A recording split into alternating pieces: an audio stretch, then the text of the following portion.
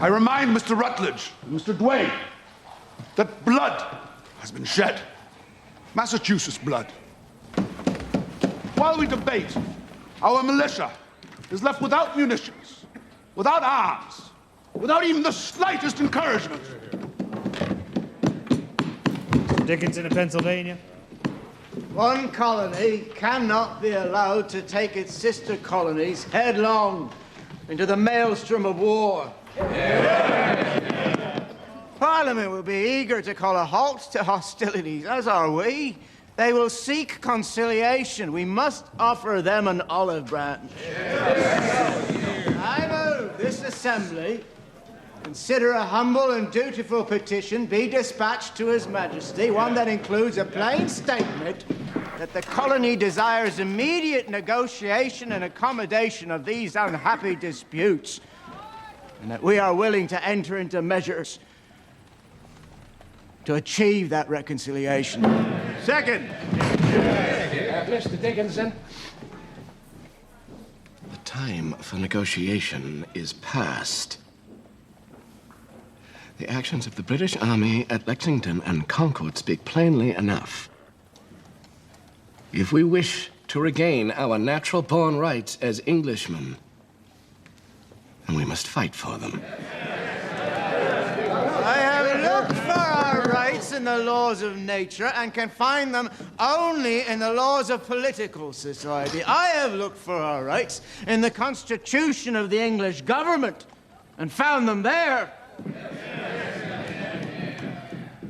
Our rights have been violated, Mr. Adams. That is beyond dispute. We must provide a plan to convince Parliament to restore those rights. Do we wish to become aliens to the mother country? No! No, gentlemen. We must come to terms with the mother country. No doubt the same ship which carries forth our list of grievances will bring back their redress. Mr. Dickinson. My wife and young children live on the main road to Boston, fewer than 5 miles from the full might of the British Empire.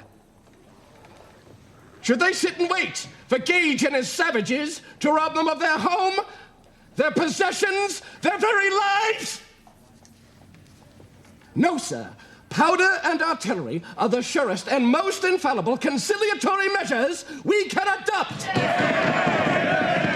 If you exclude the possibility of peace, Mr. Adams, then I tell you no.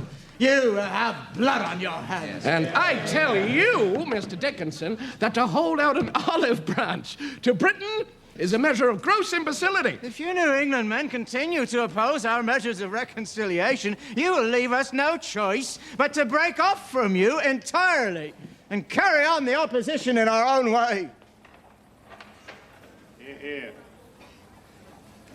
I sit in judgment on no man's religion, Mr. Dickinson. But your Quaker sensibilities do us a gross disservice, sir.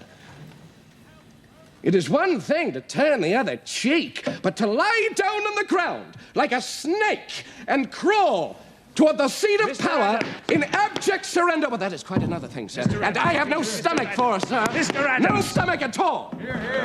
We will exhaust all peaceful approaches, Mr. Adams. And we will do it with or without the approbation of you and your Boston insurrectionists. Hear, hear. Mr. Dickinson's motion to send an olive branch petition to His Majesty has been made and seconded. We shall proceed to a vote. New Hampshire.